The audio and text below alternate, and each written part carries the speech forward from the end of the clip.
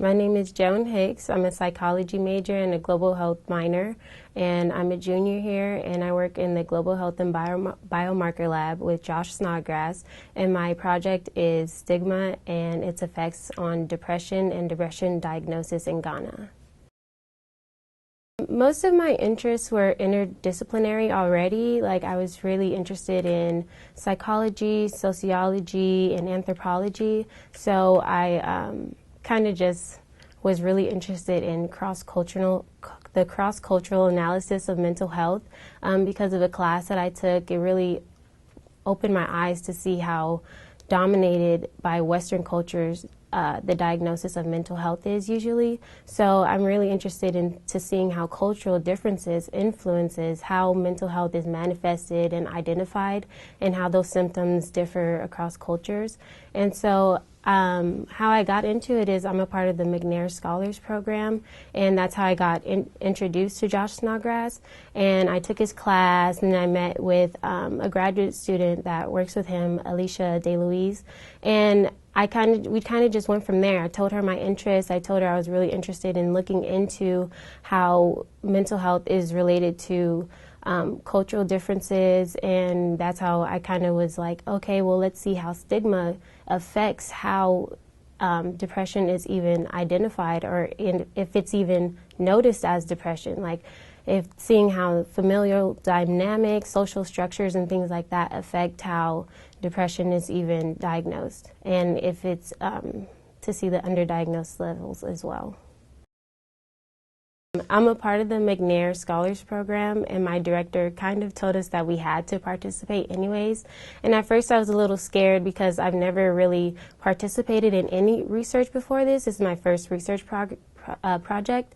So I was really scared, and she said, well, you can volunteer or maybe help set up or something like that. But I really wanted to participate, and at first I was actually going to do a data story, because a data story would have had me really talk about what I wanted to do and what I planned on doing with research. But that was before Josh and Alicia kind of guided me into the research that I'm doing now about stigma and depression in Ghana, which is really helpful to have something pretty solid and concrete and have a poster to actually present to people.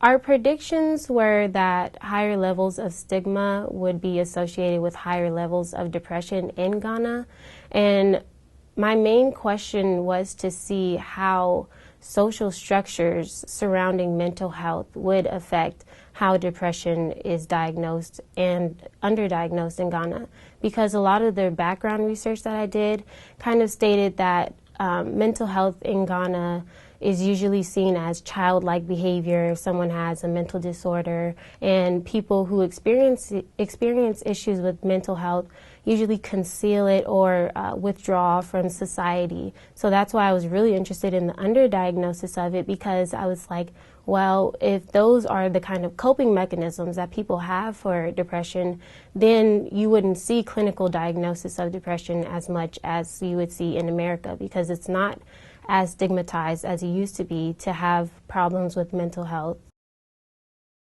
As a research assistant in the Global Health and Biomarkers Lab, I had access to the World Health Organization's study on aging and adult health. So we took all the data from that and kind of just looked at the questionnaires that the participants took. And they had questions specifically about stigma and specifically about depression, asking questions like, oh, do you think people in the community would tell us if they were feeling this way? Or are you feeling sad? And asking about their health and their education levels and things like that, and other variables to see. And we took all of that and just came up with our results. Our key findings were actually pretty interesting. Our predictions were that higher levels of stigma were associated with higher levels of depression, but it actually was that higher levels of stigma were associated with lower levels of depression. And stigma was seen, higher levels of stigma were seen among women and among those who are wealthier. So it was just interesting to see, like, you go in with these predictions thinking one way and these assumptions, and then looking at the data and actually seeing, oh, that's not really what's going on. And moving forward, we want to dig deeper into that to see, you know, what could be causing these lower levels of depression, even though you would think if stigma is higher, then people would be more depressed. But the research is significant because it can help others look at mental health through a culturally diverse perspective. A lot of times mental health is seen from Western cultural perspectives because of how dominated it is in mental health institutions. So I think that by taking this information about populations in Ghana will contribute and say, okay, well, let's look at stigma in other cultures and see how that participates or contributes to how depression is identified or manifested in individuals. So I think that moving forward, we can compare that to other cultures instead of just looking at the society that we live in and really looking at this global health perspective, just because I really love the idea of including each population when looking at mental health issues instead of just having a very narrow viewpoint.